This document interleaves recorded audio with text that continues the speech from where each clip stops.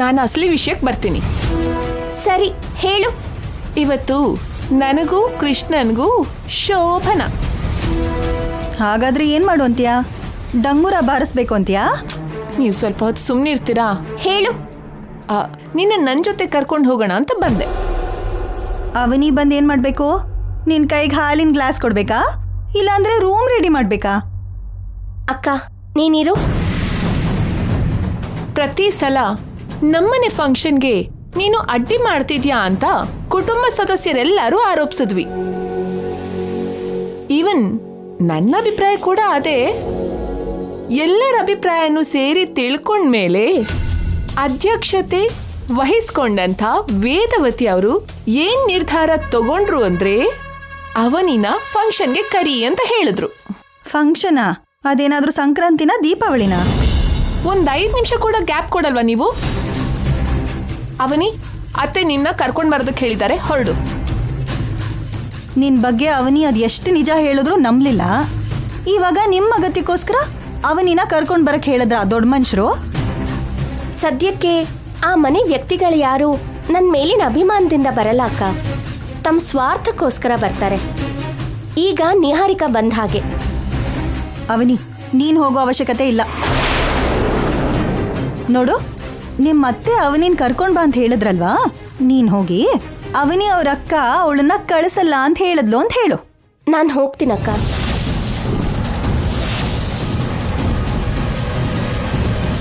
ಏನ್ ಅಗತ್ಯ ಇದೆ ಅಂತ ಹೋಗ್ತೀನಿ ಅಂತಿದ್ಯಾ? ಅಗತ್ಯ ಇದೆ ಅಕ್ಕ. ಈಗಾಗ್ಲೇ ನಿಹಾರಿಕಾ ಮನೆಯಿಂದ ದೂರ ಮಾಡಿದಾಳೆ. ಈಗ ನಾನು ಹೋಗ್ಲಿಲ್ಲ ಅಂದ್ರೆ ಅತ್ತೆ ಮಾವನ್ ಮನ್ಸಿಂದ ಕೂಡ ದೂರ ಮಾಡ್ಬಿಡ್ತಾಳೆ. ನಡೆಯುವಂಥ ಕಾರ್ಯಕ್ರಮನ ನಾನು ಹಾಳು ಮಾಡೋ ಪ್ರಯತ್ನ ಮಾಡ್ತಿದ್ದೀನಿ ಅಂತ ನನ್ನ ಬಗ್ಗೆ ಇನ್ನೂ ಕೆಟ್ಟದಾಗಿ ಹೇಳ್ತಾಳೆ. ಅದಕ್ಕೆ ಹೋಗ್ತೀನಿ. ನಿಹಾರಿಕಾ ಅವಳಿಗೋಸ್ಕರ ಬಂದಿರ್ಬೋದು, ನಾನು ಮಾತ್ರ ನನ್ನ ಅತ್ತೆಗೋಸ್ಕರ ಹೋಗ್ತೀನಿ. ಜೊತೆಗೆ ಇದೆಲ್ಲ ಅತ್ತೆ ಪ್ಲಾನ್ ಆಗಿರಲ್ಲ, ಈ ನಿಹಾರಿಕಾ ಪ್ಲಾನೇ ಆಗಿರತ್ತೆ. ಹೋಗ್ತೀನಿ. ಈ ಸಲ ಏನ್ ನಡೆಯುತ್ತೋ ನೋಡ್ತೀನಿ. ನೀನ್ ತಗೊಂಡಿರೋ ನಿರ್ಧಾರ ಹೇಗಿದೆ ಅಂದ್ರೆ ಅವಮಾನನ ಕೇಳ್ಕೊಂಡ್ ಮಾಡಿಸ್ಕೋತಿರೋ ಹಾಗಿದೆ. ಎಲ್ಲ ದಿನಾನೂ ಒಂದೇ ತರ ಇರಲ್ವಲ್ಲ ಅಕ್ಕ. ಇವಾಗ ಹೊರಡೋಣ.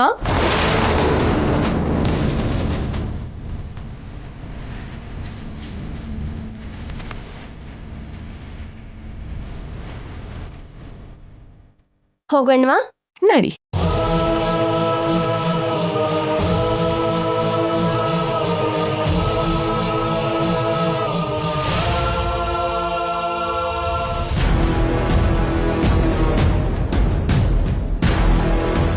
ಏನವನಿ, ನನ್ನ ಬಗ್ಗೆ ಮನ್ಸಲ್ಲಿ ಏನು ಅನ್ಕೋತಿರೋ ಹಾಗಿದ್ಯಾ? ನೀನು ಕೂಡ ನನ್ನ ಬಗ್ಗೆ ಏನೋ ಅನ್ಕೊಂತಿರೋ ಹಾಗಿದೆ. ನಾನೇನು ಅನ್ಕೋತಿಲ್ವೇ? ಹಾಗಾದ್ರೆ ನಾನು ಏನೋ ಅನ್ಕೊಂತಿಲ್ಲ. ನೀನು ಬುದ್ಧಿವಂತೆನೆ. ನೀನು ಮಹಾನ್ ಬುದ್ಧಿವಂತೆ.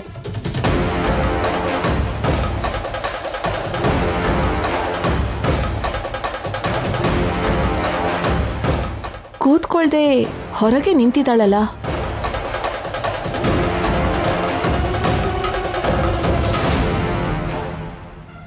ಕೂತ್ಕೋ. ಏನ್ ಹಾಗೆ ನೋಡ್ತಿದ್ಯಾ? ನಿನಗ್ ಬೊಟ್ಟಿಟ್ಟು ಕರಿಬೇಕು ಅಂತ ಕಾಯ್ತಿದ್ಯಾ? ತಂದಿದೀಯಾ ಮತ್ತೆ? ಏನ್ನ? ಅದೇ ಬೊಟ್ಟು. ಏನ್ ಮಾತಾಡ್ತಿದ್ಯಾ? ಬೊಟ್ಟಿಟ್ಟು ಕರೆದ್ರೇನೆ ಅಲ್ವಾ ನಾನ್ ಕೂತ್ಕೊಳ್ಳೋದು.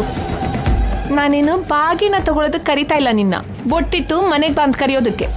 ಏನು ಕೋಪ ಮಾಡ್ಕೊಂತಿದ್ಯಾ? ನಾನ್ ಬರ್ಬೇಕಾ ಬೇಡ್ವಾ ಹೇಳು. ಬೇಡ ಅಂದ್ರೆ ಬರಲ್ಲ. ಹಾಗೇನೂ ಇಲ್ಲ, ನಾನೇನು ಕೋಪ ಮಾಡ್ಕೋತಿಲ್ಲ. ಇವಾಗ್ಲಾದ್ರೂ ಕೂತ್ಕೋತೀರಾ? ನಿನ್ನ ಅಗತ್ಯಕ್ಕೋಸ್ಕರ ಬಂದಿರೋದ್ರಿಂದ ನೀನ್ ನನ್ನ ಗೌರವಿಸ್ಬೇಕು. ಸೊ ನೀನ್ ಬಂದು ಡೋರ್ ತೆಗೆದ್ರೆ ನಾನ್ ಕಾರ್ ಹತ್ತುತ್ತೀನಿ.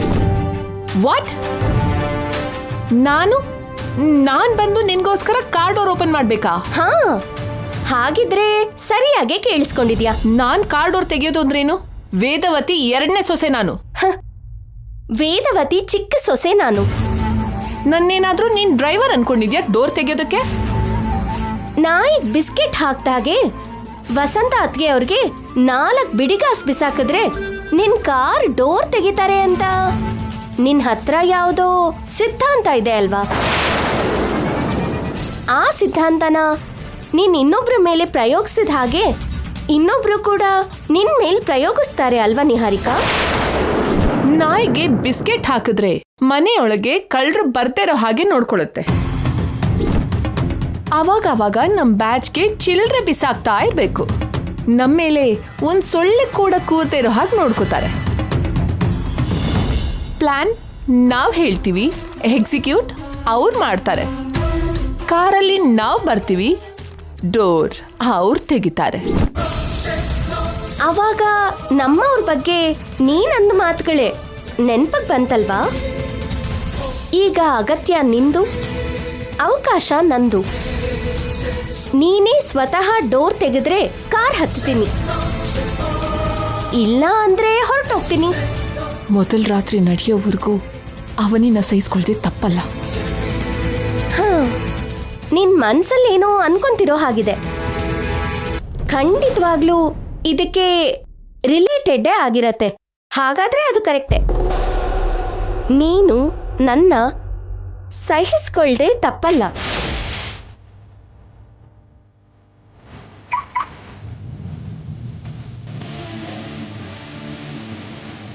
ಕೂತ್ಕೊಳ್ಳಿ ಅವನಿ ಅವ್ರೆ. That's good. ಮರ್ಯಾದೆ ಅಂದ್ರೆ ಹೀಗಿರ್ಬೇಕು.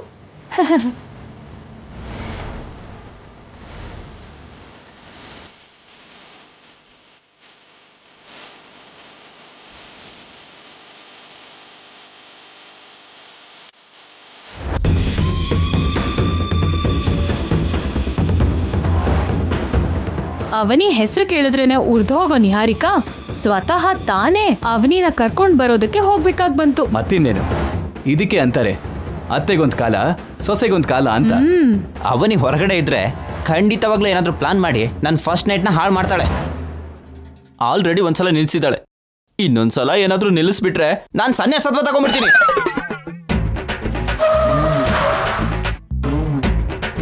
ಅಲ್ಲಿ ನೋಡಿ, ಕಾರ್ ಬಂತು.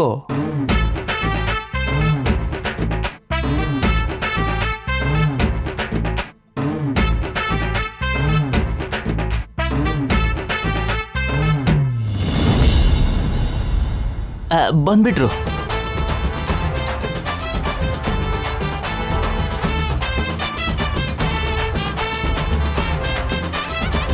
ಇಳಿ. ಹ್ಮ್ ನನ್ನ ಫಸ್ಟ್ ನೈಟ್ ಆಗ್ಲಿ, ಅವಾಗ ನಾನು ಆಡಿಸ್ತೀನಿ.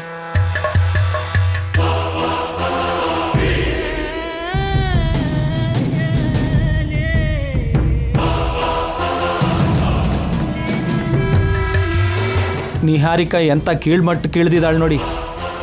ಕಾರಿಗೋಸ್ಕರ ಕಾರ್ ಡೋರ್ ಕೂಡ ತೆಗಿತಿದ್ದಾಳೆ.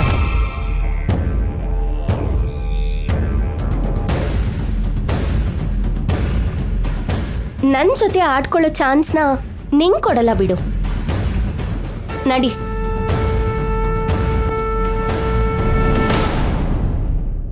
ಅಧಿಕಾರ ಪಕ್ಷ ಪ್ರತಿಪಕ್ಷ ನಡ್ಕೊಂಡು ಬರ್ತಿರೋ ಹಾಗಿದೆ.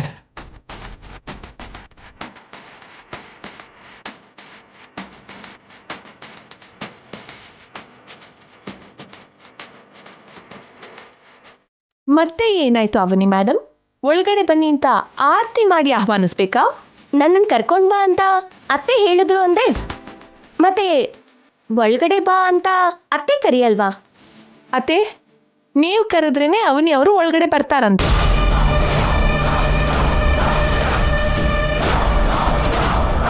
ಅವನಿ, ಅಲ್ಲೇ ನಿಂತಿದ್ಯಲ್ಲಮ್ಮ, ಒಳಗಡೆ ಬಾಮ್ಮ.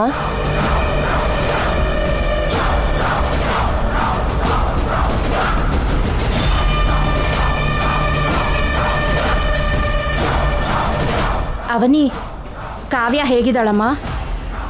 ನಿಮ್ಮ ಮೇಲೆ ನಂಬಿಕೆ ಇಲ್ಲದೆ ಅಲ್ಲ, ನನ್ನ ಮಗಳ ಮೇಲಿನ ಪ್ರೀತಿಯಿಂದ ಕೇಳ್ತಿದ್ದೀನಿ. ಹೊಸದಾಗಿ ಮದುವೆ ಆಗಿರೋ ದಂಪತಿಗಳು ಜೀವನದಲ್ಲಿ ಆನಂದವಾಗಿರ್ಬೇಕು ಅನ್ಕೋತಾರೆ. ಆದ್ರೆ ಏನ್ ಈ ಜೀವನ ಅನ್ನೋ ಆಲೋಚನೆನಲ್ಲಿದ್ದಾರೆ. ನೀವೇನ್ ಬೇಜಾರು ಮಾಡ್ಕೋಬೇಡಿ, ಅವ್ರನ್ನ ಜೀವನದಲ್ಲಿ ಸ್ಥಿರವಾಗಿರೋ ಹಾಗೆ ನಾನ್ ಮಾಡ್ತೀನಿ. ನಿಹಾರಿಕಾಗೋಸ್ಕರ ಮನಸ್ಸು ಬದಲಾಯಿಸ್ಕೊಂಡು ಅವನಿನ್ ಕರೆದಿದ್ದೀರಾ, ನಮಗೋಸ್ಕರ ಮನಸ್ಸು ಬದಲಾಯಿಸ್ಕೊಂಡು ಕಾವ್ಯನ್ ಕರ್ಸಲ್ವಾ ಅಮ್ಮ? ಕಾವ್ಯ ಮಾಡಿರೋದು ಕ್ಷಮಿಸಕ್ಕಾಗದೇ ಇರೋಂಥ ತಪ್ಪು. ಅವಳಿಂದ ನಮ್ಮ ಮರ್ಯಾದೆ ಹೋಗಿದೆ, ನಮ್ಮ ಪ್ರತಿಷ್ಠೆ ಹೋಗಿದೆ. ಕಾವ್ಯನ್ನ ಕ್ಷಮಿಸೋ ಮಾತೇ ಇಲ್ಲ. ಅದಲ್ಲ ಅತ್ತೆಯವ್ರೆ, ಇನ್ನೊಂದ್ಸರಿ ಯೋಚನೆ ಮಾಡಿ. ಯೋಚನೆ ಮಾಡೋಕೆ ಏನಯ್ಯ ಇದೆ? ನಮ್ಮ ನಿರ್ಧಾರನ ಒಪ್ಪದೆ ನಾವು ತಲೆ ತಗ್ಸೋ ಹಾಗೆ ಮಾಡಿದ್ಲು, ನಾವ್ಯಾಕೆ ಕ್ಷಮಿಸ್ಬೇಕು? ನಿಹಾರಿಕಾ ಮೇಲೆ ಅವನಿ ಆರೋಪ ಮಾಡಿದ್ಲು. ನಿಹಾರಿಕನ್ಗೆ ಅವನಿಯಿಂದ ಯಾವುದೇ ತೊಂದರೆ ಆಗ್ಬಾರ್ದು ಅಂತ ನಿಹಾರಿಕಾ ಅವನಿನ ಕರ್ಕೊಂಡು ಬಂದಿದ್ದಾಳೆ. ದೊಡ್ಡ ಮನಸ್ಸಿಂದ ಅವನಿನೂ ಬಂದಿದ್ದಾಳೆ. ಈಗಲೂ ಕೂಡ ಅವನಿ ನಿಹಾರಿಕಾಗೆ ಕ್ಷಮಾಪಣೆ ಕೇಳಿದ್ರೇನೆ ಈ ಮನೆ ಒಳಗೆ ಬರಬಹುದು. ಆರೋಪಿ ಅನ್ನೋ ಆರೋಪ ಮಾಡಿದ್ರಿ, ಸಂಬಂಧಗಳಿಗೆ ದೂರ ಮಾಡಿದ್ರಿ. ಸಮಯ ಬಂದಾಗ ಕೆಲವು ನಿಜಗಳನ್ನ ಕಾಲನೇ ನಿರ್ಧರಿಸತ್ತೆ. ಅವಾಗ ಗೊತ್ತಾಗತ್ತೆ ನಿಜಕ್ಕೂ ನಿಹಾರಿಕಾಗೂ ಮಧ್ಯ ಇರೋ ವ್ಯತ್ಯಾಸ. ನೋಡ್ದ್ಯಮ್ಮ, ಅವಶ್ಯಕತೆ ಇದ್ದಿದ್ದಕ್ಕೆ ಕರೆಸಿದೀವಿ ಅಂತ ಹೇಳಿ ಅನಾವಶ್ಯಕವಾಗಿ ಏನೇನೋ ಮಾತಾಡ್ತಿದ್ದಾಳೆ. ಕೆಲಸ ನಮ್ದು ಅಂತ ಯಜಮಾನಿಕೆ ಮಾಡಬೇಕು ಅಂತ ನೋಡ್ತಿದ್ದಾಳೆ. ಇವಾಗ ನಾನು ಇರ್ಬೇಕಾ ಹೊರಟೋಗ್ಬೇಕಾ?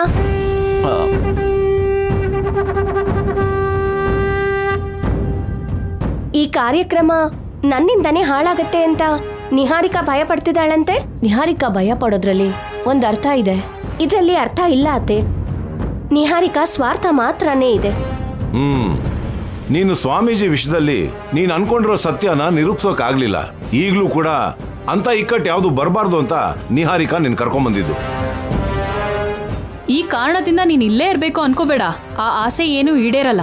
ಎಲ್ರೂ ಮಾಡೋ ತಪ್ಪನ್ನ ಅವನಿ ಪರಿಹರಿಸ್ತಾ ಸರಿಯಾದ ಮಾರ್ಗದಲ್ಲಿ ನಡಿಬೇಕು ಅಂತ ನೋಡ್ತಿದ್ದಾಳೆ. ಯಾವ ಸ್ವಾರ್ಥನೂ ಇಲ್ಲದೆ ಇರೋ ನಿಸ್ವಾರ್ಥಿ ಅವನಿ. ಕಾವ್ಯನ ಕಾಪಾಡಿ ನೋಡ್ಕೋತಿದ್ದಾಳೆ ಅಂತ ಹೇಳಿ ಅವಳನ್ನ ವಹಿಸ್ಕೊಂಡು ಬರಬೇಡ ಬಾಬಾ. ಕಾವ್ಯ ಕರೆಕ್ಟಾಗಿ ಇದ್ದಿದ್ರೆ ಅವಳ ಮದ್ವೆನ ನಾವು ತುಂಬಾನೇ ಅದ್ದೂರಿಯಾಗಿ ಮಾಡ್ತಾ ಇದ್ವಿ ಅಲ್ವಾ? ಕಾವ್ಯ ತಪ್ಪು ಮಾಡಿದ್ಲು ಅನ್ನೋ ಕಾರಣಕ್ಕೆ ಯಾರಿಗೂ ಹೇಳ್ದೇನೆ ದೇವಸ್ಥಾನದಲ್ಲಿ ಮದ್ವೆ ಮಾಡಿದ್ರು. ಈ ವಿಷಯನ ಇಲ್ಲಿಗೆ ಬಿಟ್ಬಿಡಿ, ಇನ್ನು ಮುಂದೆ ನಡಿಬೇಕಾದ್ ನೋಡಿ. ಹೊಸದಾಗಿ ಏನೂ ಇಲ್ಲ ಮಾವ. ಅವನಿಯಿಂದ ಕೊನೆ ನಿಮಿಷದಲ್ಲಿ ಏನಾದ್ರೂ ಒಂದು ತೊಂದರೆ ಆಗ್ಬೋದು. ಹಾಗಾದ್ರೆ ಒಂದ್ ಕೆಲಸ ಮಾಡೋಣ. ಅತ್ತೆ ಅವ್ರ ಸಮ್ಮುಖದಲ್ಲಿ ಅವನಿ ಅಮ್ಮನವ್ರ ಮೇಲೆ ಆಣೆ ಮಾಡಿ ಯಾವುದೇ ತೊಂದರೆ ಆಗಲ್ಲ ಅಂತ ಹೇಳ್ಬೇಕು. ನೀನು ಸೂಪರ್ ನಿಹಾರಿಕಾ. ಕಷ್ಟವಾಗಿರೋ ಸಮಯದಲ್ಲಿ ನಿಹಾರಿಕಾ ಯಾವಾಗಲೂ ಸರಿಯಾದ ನಿರ್ಧಾರನೇ ತಗೊಳ್ತಾಳಮ್ಮ. ಅವನೇ ಅಮ್ಮನವ್ರ ಮೇಲೆ ಆಣೆ ಮಾಡಿ ಹೇಳಿದ್ರೆ ಎಲ್ರಿಗೂ ನಂಬಿಕೆ ಇರುತ್ತೆ. ಅವ್ರಷ್ಟೆಲ್ಲ ಕೇಳ್ಕೊತಿದಾರಲ್ವಾ, ನಮ್ಮ ದೇವ್ರ ಮನೇಲಿರೋ ಅಮ್ಮನವ್ರ ಮೇಲೆ ಆಣೆ ಮಾಡಿ ಹೇಳು, ಈ ಕಾರ್ಯಕ್ರಮಕ್ಕೆ ಯಾವುದೇ ರೀತಿ ಅಡ್ಡಿ ಮಾಡೋದಿಲ್ಲ ಅಂತ. ನಡಿ ಅವನಿ.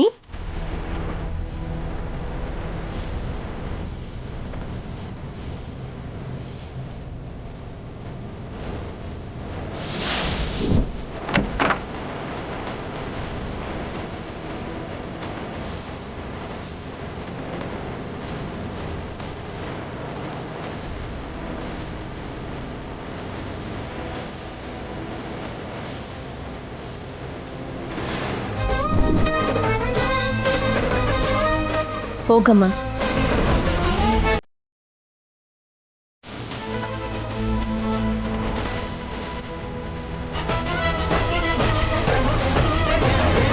ನಮ್ಮ ಕುಲದೈವ ಆಗಿರೋ ಅನ್ನಪೂರ್ಣ ದೇವಿ ಎಷ್ಟು ಮಹಿಮೆ ಇರೋಳೋ ನಿನಗೆ ಗೊತ್ತೇ ಇದೆ, ಹೇಳ್ಬೇಕಾಗಿರೋ ಅಗತ್ಯ ಇಲ್ಲ. ನೀನು ಎಷ್ಟೋ ಜನರಿಗೆ ಅಮ್ಮನವರ ಶಕ್ತಿ ಬಗ್ಗೆ ಹೇಳ್ತಾನೆ ಇರ್ತಿದ್ದೆ ಅಲ್ವಾ? ಹೌದತ್ತೆ. ಎಲ್ಲರ ನಂಬಿಕೆಗೋಸ್ಕರ ಎಲ್ಲರ ಕಣ್ಮುಂದೆ ಅಮ್ಮನವ್ರ ಮೇಲೆ ಆಣೆ ಮಾಡು. ಏನು ಆಣೆ ಮಾಡಿ ಮಾತು ತಪ್ಪಿಟ್ರೆ ಆಮೇಲೆ ಅಮ್ಮನವರಿಗೆ ನಾನು ಬಲಿಯಾಗ್ಬಿಡ್ತೀನೇನೋ ಅಂತ ಹೇಳಿ ಭಯ ಆಗ್ತಾ ಇದೆಯಾ? ಅವನಿ ಏನ್ ಯೋಚನೆ ಮಾಡ್ತಿದ್ಯಾ?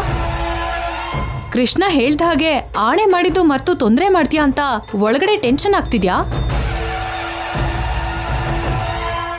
ನೀನ್ ಇಷ್ಟೊತ್ತು ಯೋಚನೆ ಮಾಡ್ತಿದ್ಯಾ ಅಂದ್ರೆ ನಮಗ್ ನಡೆಯುವಂಥ ಕಾರ್ಯಕ್ರಮನ ತಡಿಬೇಕು ಅನ್ನೋ ಆಲೋಚನೆ ನಿನ್ ಮನ್ಸಲ್ಲಿ ಎಲ್ಲೋ ಇದೆ ಅಂತ ನಾನ್ ಅನುಮಾನಿಸ್ಬೇಕಾಗಿ ಬರ್ತಿದೆ. ಹೌದು ಹೌದು, ಖಂಡಿತವಾಗ್ಲೂ ಹೌದು. ನೀನ್ ತಡ ಮಾಡಿದಷ್ಟು ತಲೆಗೊಂದು ಮಾತಾಡ್ತಾರಮ್ಮ ಇಲ್ಲಿ, ನಿನಗೆ ಗೊತ್ತಿರೋದೇ ತಾನೆ. ಅವನಿ, ಎಲ್ಲರ ಹತ್ರ ಎಷ್ಟು ಸಲ ಅಂತ ಹೇಳ್ಸ್ಕೋತೀಯ? ಬೇಗ ಆಣೆ ಮಾಡು. ನಾವು ಕಾರ್ಯಕ್ರಮದ ಏರ್ಪಾಡು ಶುರು ಮಾಡಬೇಕಲ್ಲ. ಸರಿ ಅತ್ತೆ, ನಿಮ್ ಎಲ್ರಿಗೋಸ್ಕರ ನನ್ನ ಮೇಲೆ ನಿಮಗೆ ಯಾವುದೇ ಅನುಮಾನ ಬರಬಾರ್ದು ಅನ್ನೋದಕ್ಕೋಸ್ಕರ ನೀವು ಕೇಳ್ದ ಹಾಗೆ ಮಾಡ್ತೀನಿ.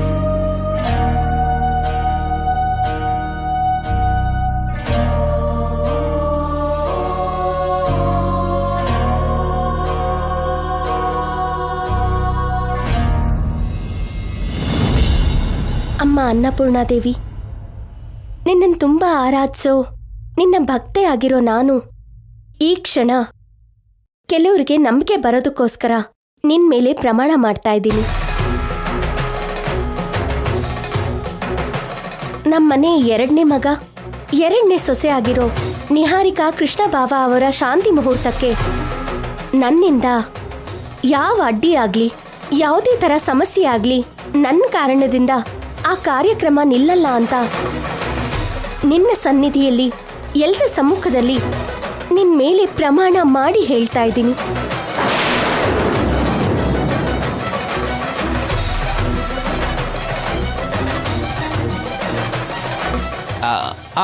ಮಾತು ತಪ್ಪಿದ್ರೆ ತಲೆ 1000 ತುಂಡಾಗಬೇಕು ಅಂತಾನು ಹೇಳು. ನಾನು ಮಾತು ತಪ್ಪಿದ್ರೆ ನನ್ನ ತಲೆ 1000 ತುಂಡಾಗತ್ತೆ.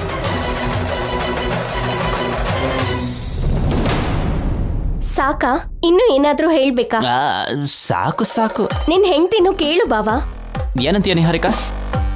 ನಿಂಗೂ ಓಕೆ ಅಲ್ವಾ? ಓಕೆ. ನನ್ನ ಹೆಂಡತಿಗೂ ಕೂಡ ಓಕೆ. ಅತ್ತೆ, ಇನ್ನೂ ಏನಾದರೂ ಹೇಳ್ಬೇಕಾ? ಸಾಕು, ಹೊರಗಡೆ ಹೋಗೋಣ ಬಾ.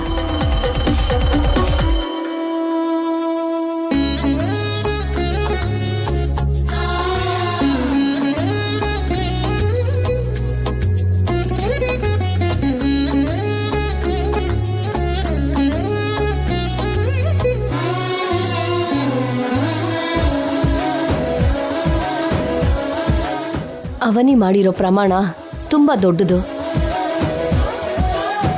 ಮಾಡಿರೋ ಆಣೆಗೆ ವಿರುದ್ಧವಾಗಿ ಹೋಗ್ತೀನಿ ಅಂದರೆ ಅಮ್ಮನವರು ಕ್ಷಮಿಸೋದಿಲ್ಲ. ಇನ್ನು ಅವನಿ ಯಾವುದೇ ಸಮಸ್ಯೆನೂ ಮಾಡೋದಿಲ್ಲ. ಸರಿನಾ ನಿಹಾರಿಕಾ? ಸರಿ ಅತ್ತೆ. ಈ ಕಾರ್ಯಕ್ರಮ ನಡೀದೇ ಇರೋ ಹಾಗೆ ಹೇಗಾದರೂ ತಪ್ಪಿಸ್ಬೇಕು ಅನ್ಕೊಂಡೆ. ಅಮ್ಮನವ್ರ ಸಮ್ಮುಖದಲ್ಲಿ ನನ್ನ ಹತ್ರನೇ ಒಪ್ಸಿದ್ರು.